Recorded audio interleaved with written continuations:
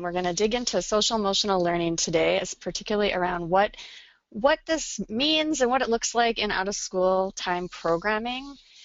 Really, over the past decade, there's been a lot of attention being paid to this idea of focusing on social emotional learning as a way to reduce a wide array of risky behavior while also providing young people with the means to develop skills that can help them reach not only graduation, but really be prepared for future success in life and careers. So there's a lot of evidence that indicates that these skills are highly linked with academic achievement as well as with just healthy development and college and career success. And as we're going to talk about, there's a whole lot of different frameworks, right? And they vary in emphasis and kind of the terms that they're using, but really what unites all of them is that this recognition that it takes a broad set of skills to help young people be successful, and that those skills go beyond strictly a focus on academic content, right? So these skills are all about managing your emotions and behaviors, developing healthy relationships, and making good decisions. So you might think of skills like emotion management, perseverance, empathy, and teamwork, or problem solving. What you're seeing on the slide is Castle's definition of social emotional learning. They call it a process through which young people enhance their ability to integrate thinking, feeling, and behaving to achieve important life tasks. And these are the 5 kind of domains that they lay out as being a part of social emotional learning. And as we talked about, these aren't really new concepts, right? There's a lot of increasing attention and evidence that's being developed to show that these are really critical, but there is not a whole lot of agreement around how we're going to label them and which measures we're going to use.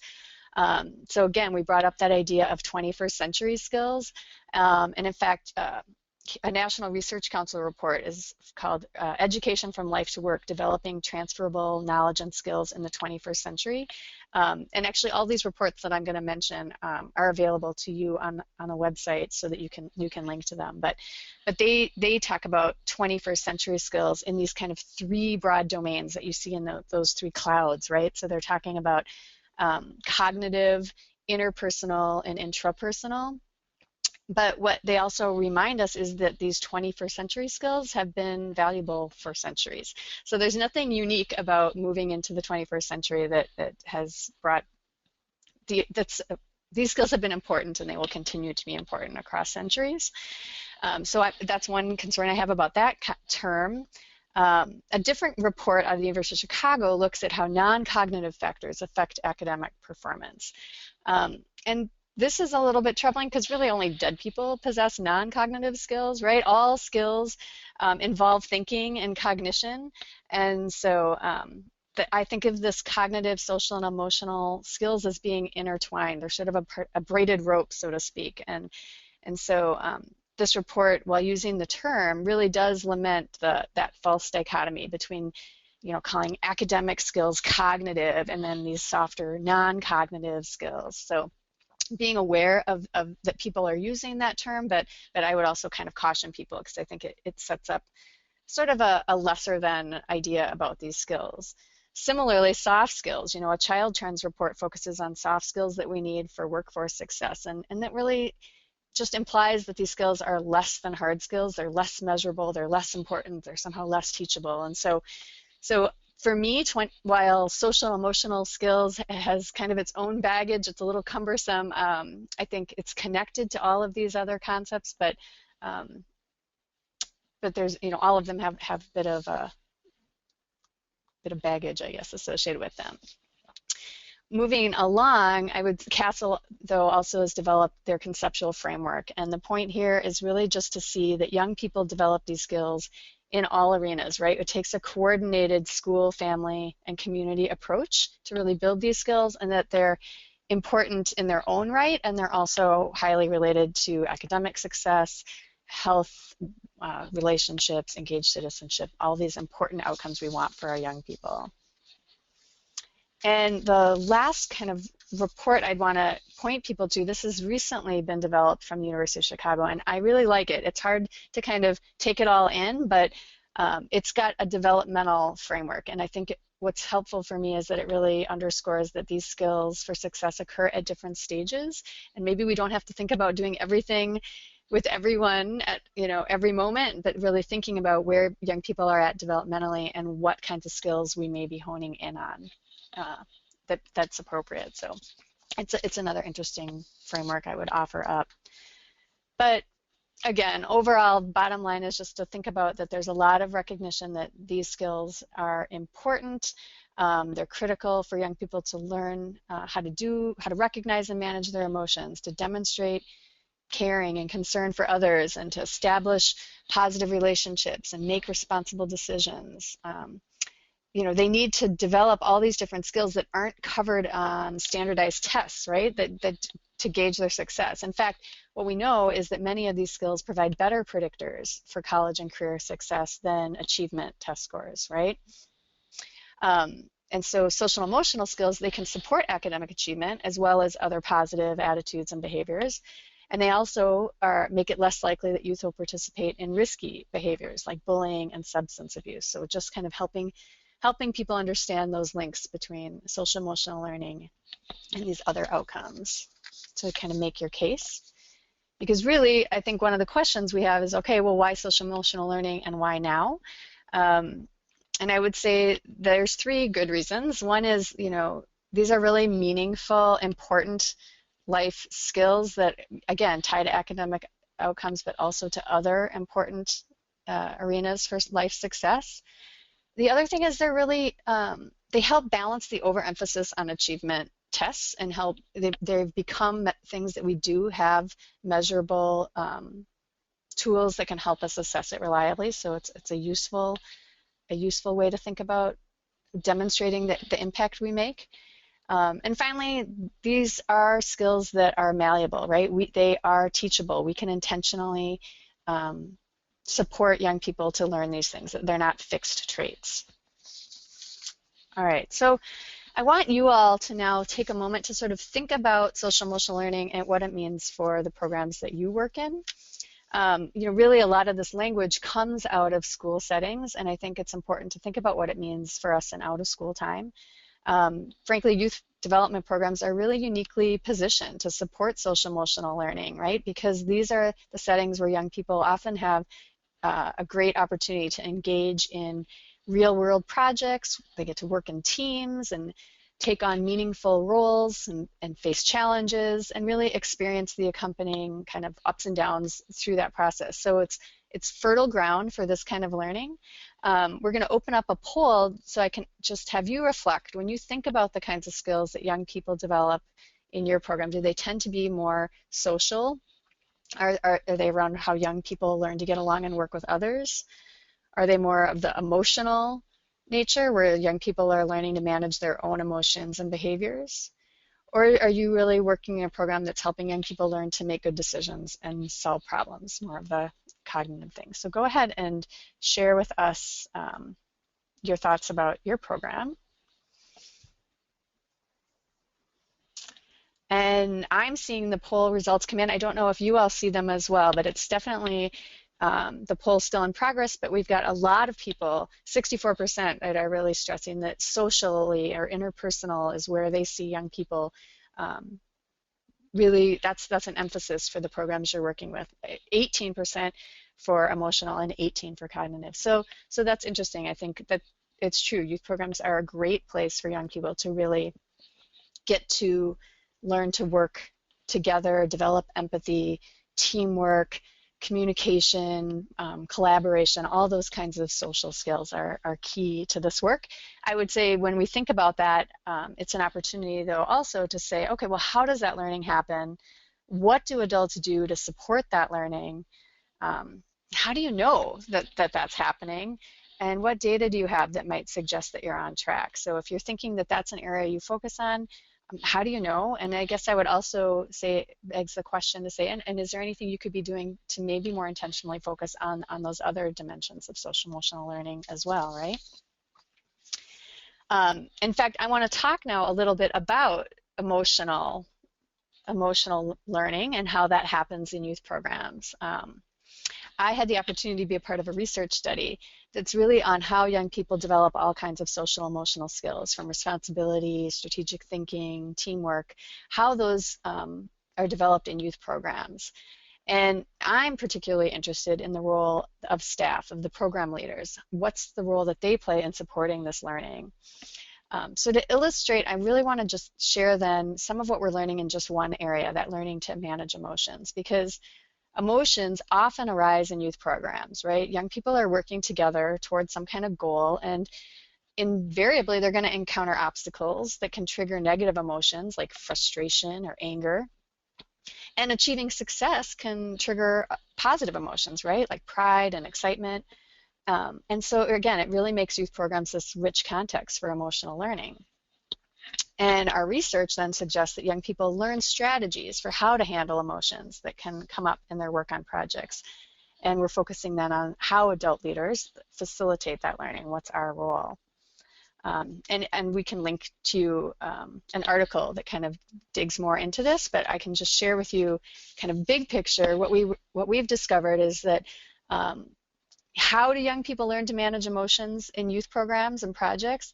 Well, they talk about learning about emotions through active, kind of conscious process of observing and analyzing their experiences. So they learn not only to regulate frustration and anger and worry, but also how to use the kind of functional aspects of these emotions in constructive ways. So in terms of learning to regulate emotions, youth report that they're regulating our emotions through this repeated experience of trial, error, and reflection.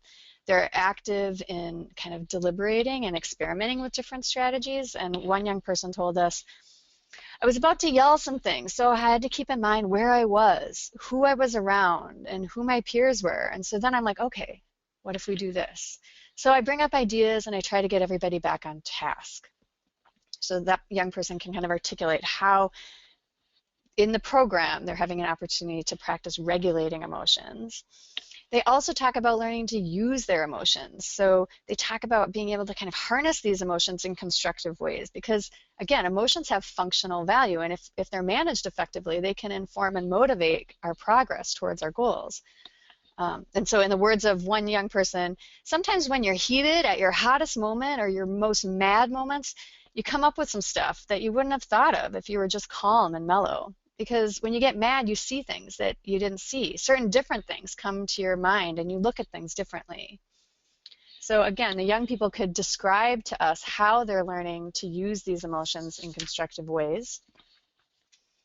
And I guess I would invite you to take a moment and think about your own programs. And are there ways that you've seen that you've seen young people really learn to manage and use emotions when they're working on programs and projects?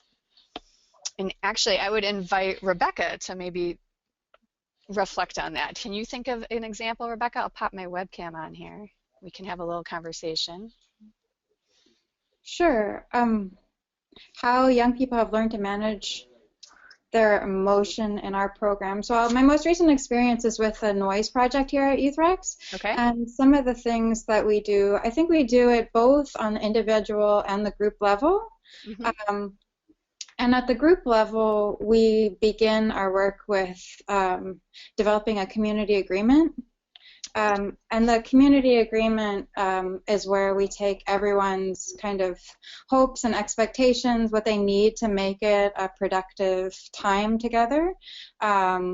And we discuss them all, and we come to a set of principles that we commit to supporting each other around. So while one person may not need quiet all the time, another person might. And so we put that out in the open, and so we share this other person needs this environment to work well, and then another person needs another, so we try to manage all different people's ways of learning and needing space, and then we make that public and we keep that community agreement with us in our work. So if we're getting off track, so we're not creating spaces that are helpful for everyone, we can refer back that we've made that commitment to each other. Mm-hmm. So that's one tool we use.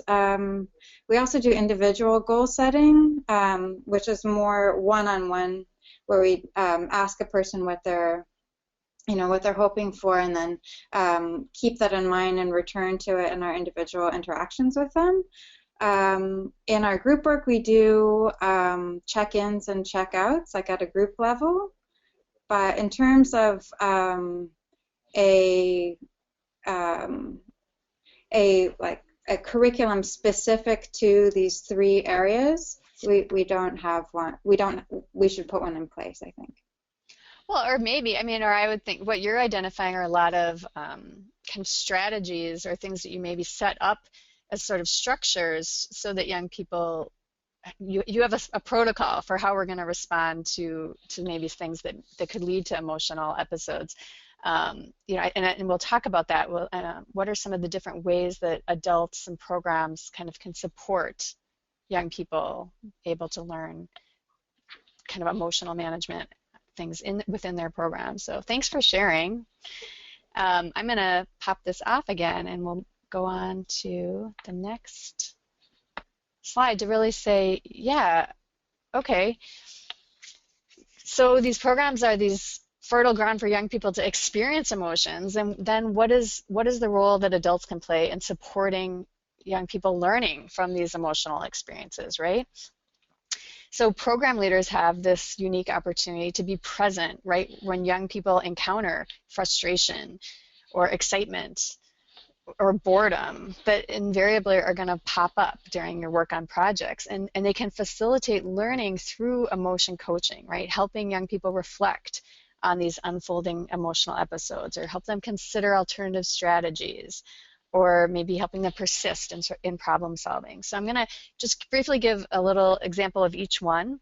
For fostering awareness and reflection, the leaders that we interviewed talked about how they monitor young people's emotions and kind of call attention to them before a problem erupts. So they might help young people use their developing capacity for reflection to notice how emotions are influencing their thoughts and their behaviors in the program. One leader told us, so I asked them, well, what happened? You're usually this way in this situation, and today you're down low. Like, talk to me. What's going on? Because I've seen that you're just not there today. So what is it? What are some ways that adults kind of name and help people become aware of what's going on and reflect on the emotions that are present? Another thing program leaders talked about doing is really encouraging youth to consider alternative strategies. So a different program leader explained how she attends to youth's level of frustration and then provides different alternative strategies. She said, anytime they're feeling frustrated, I try to keep tabs on that and keep track of what level of frustration they're at. I mean, if they're hugely frustrated, I'll tell them to go take a break or start doing something else for a little while. Or I'll sit with them and try to work through it. Or pair them up with a mentor, someone who's more experienced who can help them work through it. So she's kind of got a whole bunch of kind of possible strategies that she's going to kind of pull out depending on the person or what's happening, right? But she's there to kind of pose some alternatives. And the third thing that the leaders told us that they do is really encourage young people to problem solve different situations and to view emotions in relation to kind of what I'd say is the future horizon of their work. So one youth described her leader helping her this way. She said, well, when the leader told us that we're going to do a magazine, I hate writing. I hate it, I hate it, I hate it. And I'm like, I don't think I'm going to be able to do the program because, I've never been good at writing, and I don't think I'll make a good enough article for this. And she told us that the leader said, no, you could try. And then the leader said, you just need to get away from your fear. Maybe you're not afraid of writing, but you're just stuck in the fact like, oh no, I suck at writing. So that's why you're scared of doing the project. And the young person said, that's what kind of got me excited. And then once I started working on it and looking into the topic and interviewing people, that's when I got more excited and wanted to finish and everything. So this young person could really describe how her program leader kind of emotionally kind of coached her to think through how to solve that problem and kind of get past her fear and actually feel more excited. So again, programs, these are great opportunities for young people to learn social emotional learning, but I think it's really important to remember that this kind of learning isn't a given, right? While we know some youth programs are really effective, we also know that not all of them are. there's been some really great meta-analysis done by Durlak and Weisberg where they basically, meta-analysis is just like they analyzed a whole bunch of evaluations. So there were 73 different studies of after-school programs, and they looked across all of them to try to figure out, okay, in the programs that did show that they were effective at promoting social and emotional learning, what was going on? What were the practices that we saw?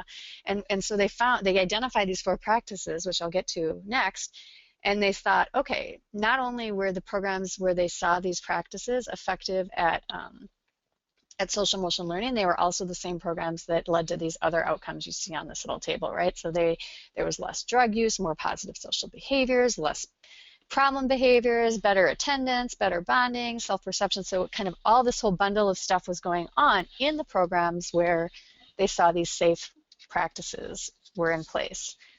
So what are these safe practices? They form this acronym, SAFE, right? So they talk about programs where they were sequenced. So does the program apply a planned set of activities to develop skills in a sort of step-by-step fashion? I'd say, is there kind of a progression or a developmental approach to the work, right? Active is the A. Did the program use active forms of learning, really emphasize, you know, that kind of hands-on experiential approach to work? And F is for focus. Did they have some focused specific time and attention on skill development? You have to kind of have enough dosage, so to speak, to really make a difference. And then finally, were they explicit? So were they explicit in defining the skills that they're attempting to promote? And so it's one thing to say, oh yeah, young people learn teamwork in our program because we work in teams. But are we explicit about they're learning that and intentional in really thinking about how we're promoting that, right? So there's some, you know, these outcomes for SAFE programs are similar to those achieved in school-based programs as well. So this isn't just unique to out-of-school time. And there's some kind of practical implications for policy and funding that we should maybe be supporting programs to develop and expand safe after-school programs rather than continue to argue whether or not after-school programs make a difference, right? We know they can, but we know that there's things about them that make them more likely to have a positive impact. So for you in the audience, I would say another poll opportunity for you to think about, all right, well, how safe is your program? Which of those safe practices, again, that's sequenced, active, focused, or explicit, where do you think your program is the strongest? And we'll give you a minute to respond to that poll. And as we do, I think, Rebecca, I'd invite you to pop back in here. We'll turn our webcams on and just say, what do you think? You know, can you think of any examples of programs you work with where they're either sequenced, active, focused, or explicit? I can pop back in after my face can pop back in after the poll is done. Oh, okay. We can only do so many things at once. It's interesting. The poll results are coming in, and I would say active is the strong lead, right? We've got over half of the participants are saying that their program is strongest in active, which is not surprising. I think that's what I typically see when we ask people this. Sequenced is next. A lot of programs do have that kind of developmental progressive approach to their work. People talk about then focused is kind of coming in third, with very few people identifying that they're explicit in their programming, which is interesting because I think it's important to really think about how are we really intentional about naming and focusing on social emotional skills. So whenever you're ready, Rebecca, we can close out the poll and go ahead and offer your example. Sure. I'm here. Okay. Yeah, I think that my experience aligns with what many of how people responded in the poll. Noise, the program that I work most closely with presently, is very active, but we're lucky in that we spent quite a bit of time to develop a curriculum, and so we do have these pieces in place. It is a safe program in that they start at the beginning of the year and they have different modules that they focus on, and active learning is really a message that we've gotten very strong and clearly from youth every year in our evaluation and our ongoing evaluation. They always say, make it more hands-on, make it more hands-on, don't talk to us, don't talk at us, involve us in the learning and maybe describe it after. So that's really youth. That's really a message that we get strong and clear from the youth. In terms of focusing, it's not just like focusing on a one-off time that we have one module that does this and another module that does this, but it's often like interwoven, that braided approach that we introduce something, back off from it, and then come back to it again and again, iteratively until the end of the program. And in fact, like the time frame that we expect to see any change is really long. It's like a 4-year program, right? Not just a 6 months. We're lucky to be able to try to look at it through a long-term lens. And how explicit we are. We have a program. One of our pillars is called multidimensional mentoring. And what that means is that we say to everyone in the program that they're sort of co-mentoring, that it's a kind of peer mentoring to try and make things more horizontal and less hierarchical in the mentoring relationship. And that is a kind of a different curriculum piece that isn't linked to the outputs that we can see. That is kind of more of the relational piece that's nurtured in different ways. But it's not like people don't produce at the end of the project a documentation about how they've participated in this mentoring. But it does come out every year at the end of year focus groups that we do with people, that that piece, that relationship building, is in many ways the groundwork for the bigger safety that isn't necessarily the acronym. Right. Yeah. Yeah, but being really clear about what is this about? Is this about those relationships? Is this, how sometimes we try to say we do everything, and so, but can we be really clear about what we're focusing on, and then what are we doing intentionally to make sure, we're making an impact in that. So yeah, Thanks for sharing. Um, I'm gonna move us to this ways of being model that I mentioned at the beginning. You might think like, okay, the last thing we needed was another model, right? How many frameworks did we already say that existed?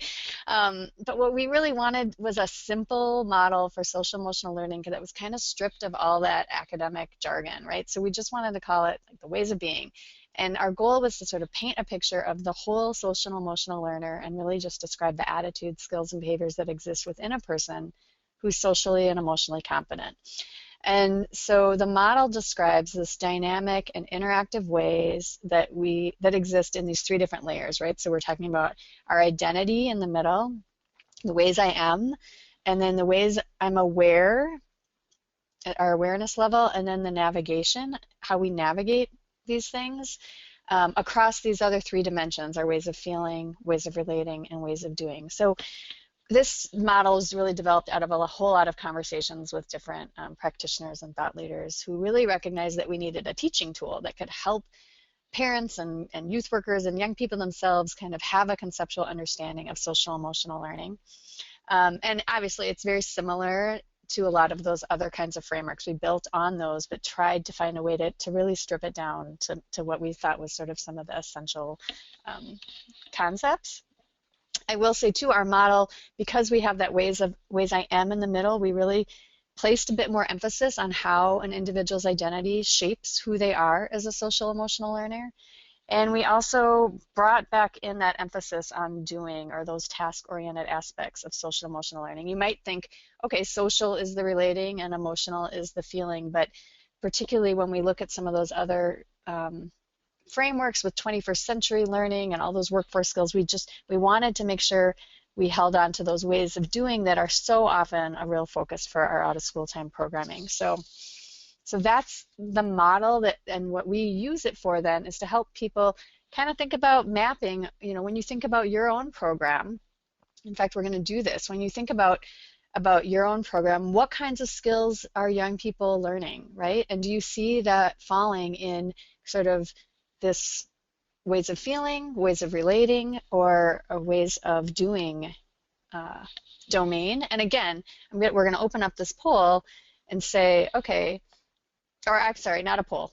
We're going to just have you put in your chat box, if you could, share, what is a skill that comes to mind when you think about your programming? And do you see it as falling into our ways of feeling, relating, or doing? And there's not a right answer. Even all these ones I've thrown up on here, they don't necessarily fit in one neat and tidy, is that awareness or navigation? Is that feeling or is that relating? There's a lot of crossover here. And so it's not about naming it and getting it in the right box, but it's thinking about, for you and the young people you work with, what are we focusing on? And is it more about, right now we're really honing in on just they're having an awareness of their own identity and who they are and how they're feeling? Or is it really about, no, we're focusing on those relationship skills and how people communicate and cooperate and work together? And it's not just about them being aware of others, but really navigating and working with others. So kind of thinking intentionally and explicitly about your program and what are the skills you're honing in on, and how do you see it mapping out on our model? And I'm either not getting a lot of chat comments or I'm not able to see them, but I'm hoping that you're able to take a little time and think about what that means for you in your own program. And again, Hi, Kate. Actually, people are typing. Oh. People are typing in the question box instead of the chat box. Oh, okay. Let me open it up. What are folks saying?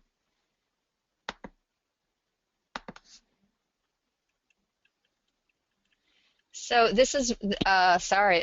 It's tricky for me to. It's pretty small, and I can't tell when people started typing to this answer. But I'm seeing lots of things around. Let me get down to the bottom. Confidence, ways of doing things, goal setting, responsible decision making. Mm-hmm. People are writing confidence, mindset and identity, goal setting, cooperation, teamwork, leadership skills, how to survey their peers for what they're interested in, empathy, communication, drive, relationship skills, perseverance, all over. Yeah, those are fantastic. And you're covering all these different kind of pieces of this pie, right? And I think that they're all unfolding. And when we think about, whoops, which way am I going? Now I don't know whether I went this way or that way. There we go, because it's the same picture.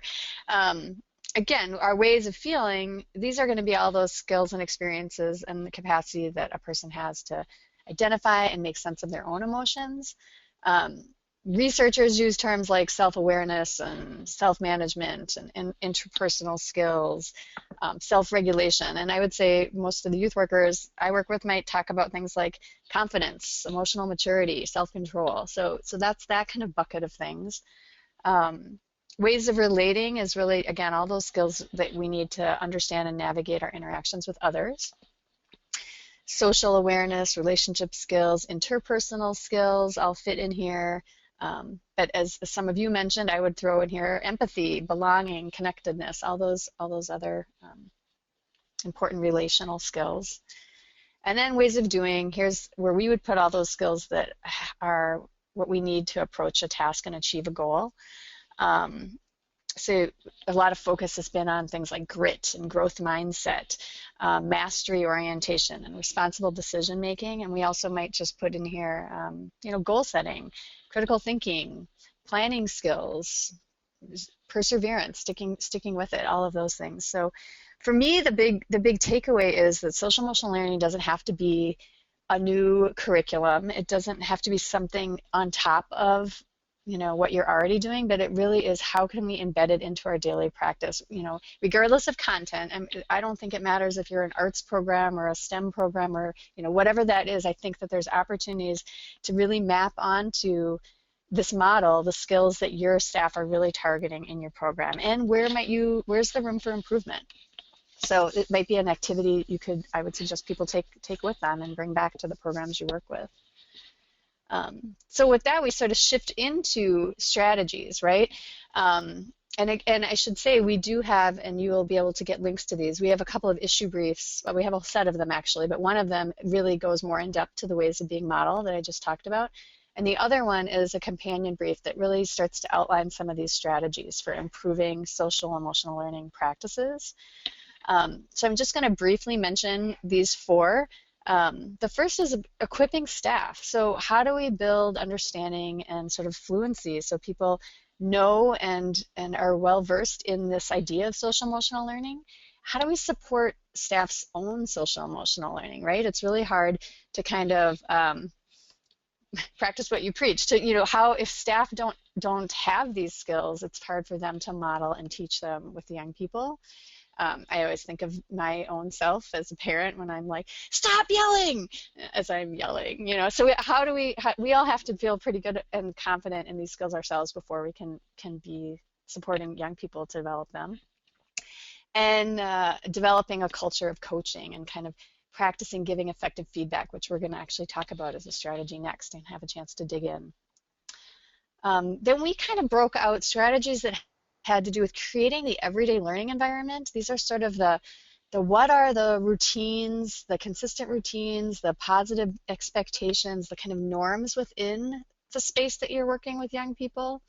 How do we think about those in ways that can support social emotional learning, as well as designing those impactful learning experiences? So here we'd go back to kind of those safe features.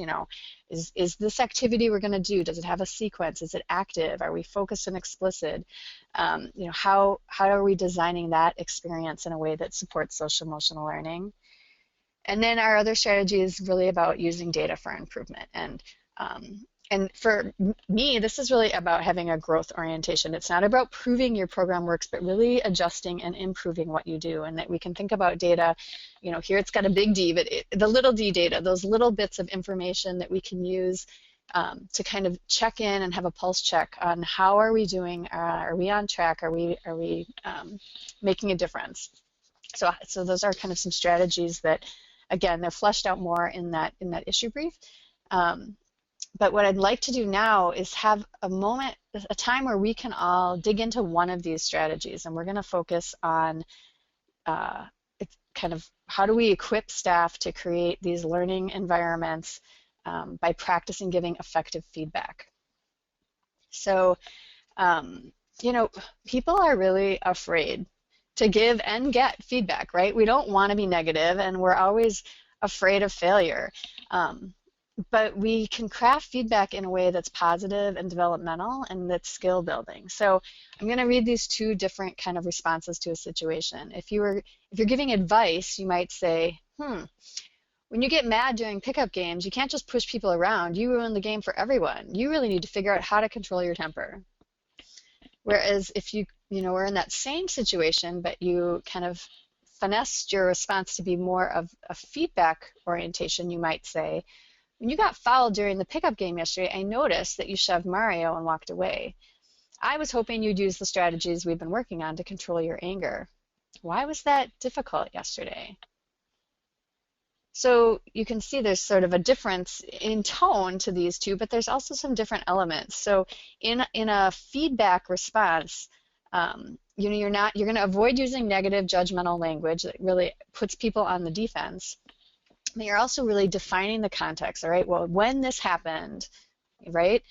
And then you're defining what I expected. I really had hoped that, or the goal was, how are you laying out what you'd hope to see? And then how do you pose a question? How do you come back and instead of telling someone, you need to figure out how to control your temper, you might ask, why was that difficult yesterday? Because a feedback conversation really is opening up a conversation to get to some more concrete actionable steps, right? So we're going to go now to another video. Hopefully that worked for people last time. Here, I'd like you to click on it's a YouTube link to a video that's actually taken from the movie Moonrise Kingdom. And it's just kind of a fun, light example of a scout leader giving some, well, you get to decide, advice or feedback to the scouts he's working with. Go ahead and go to that. And I apologize because if I had been able to share it through myself, I would have cut out the ad. But what you're going to get is like probably a 30-second ad before you can watch the clip.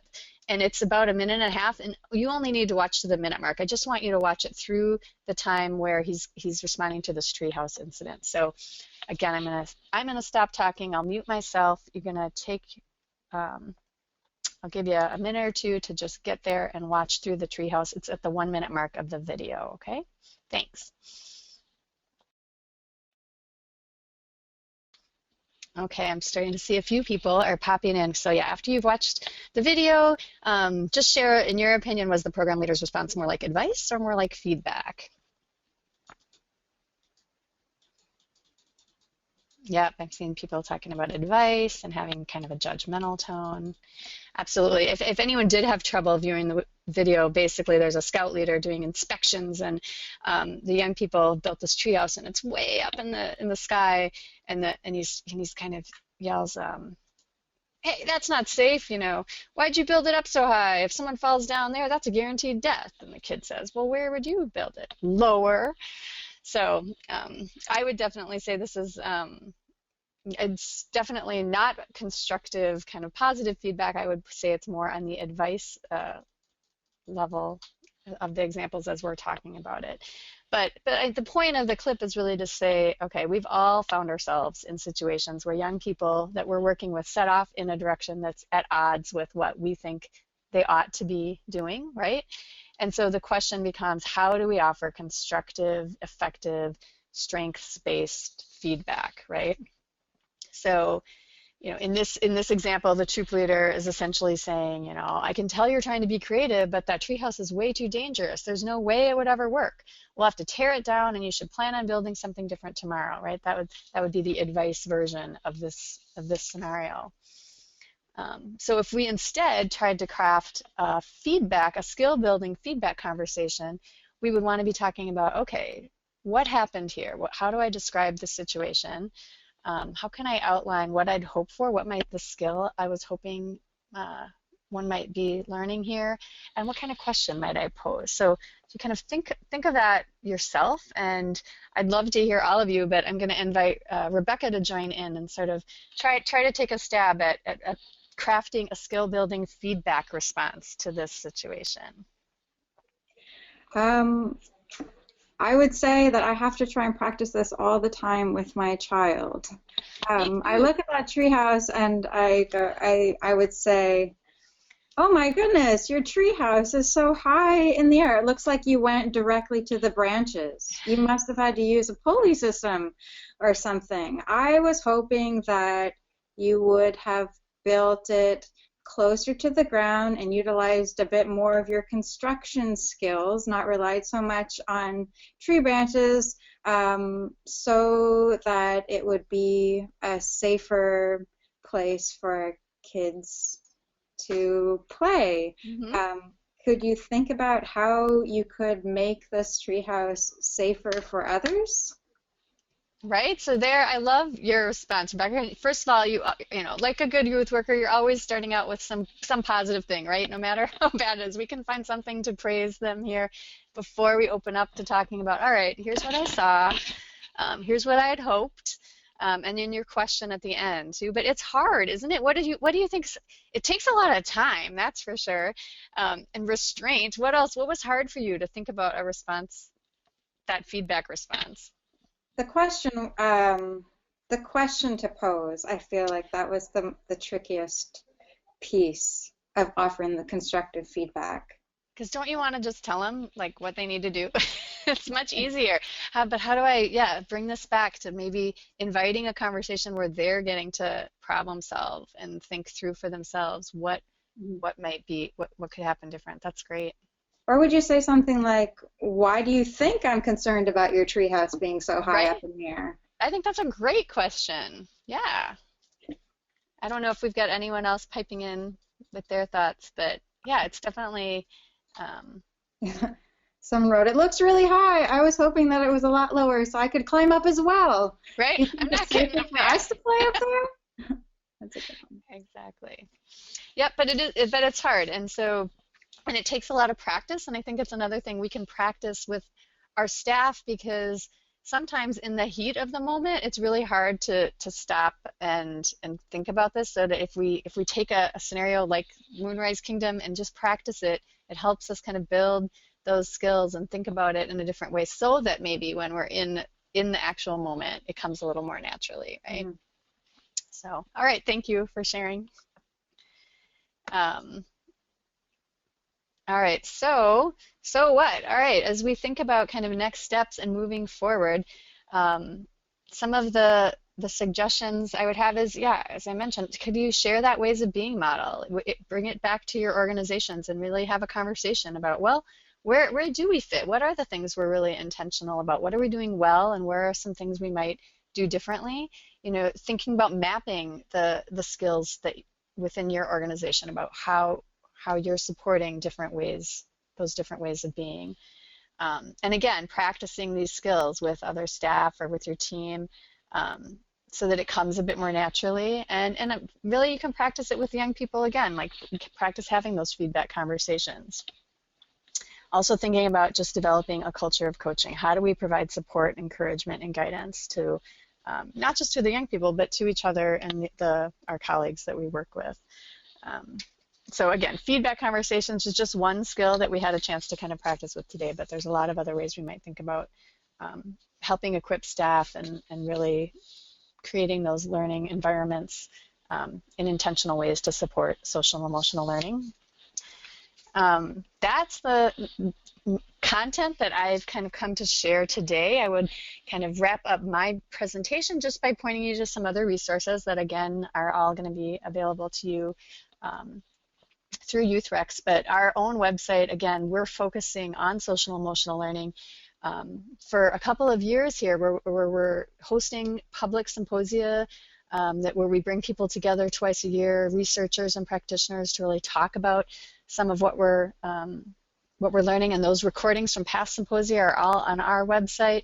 We've got one coming up November 24th. They get streamed, so you'd all be welcome to participate online to those. We've created a set of issue briefs that are on a variety of topics that intersect with social emotional learning. I talked specifically, based on today's presentation, you might be interested in the ways of being model brief or the strategies brief. And then, you know, some of the organizations that we're learning from and drawing from include CASTLE. I talked about their model.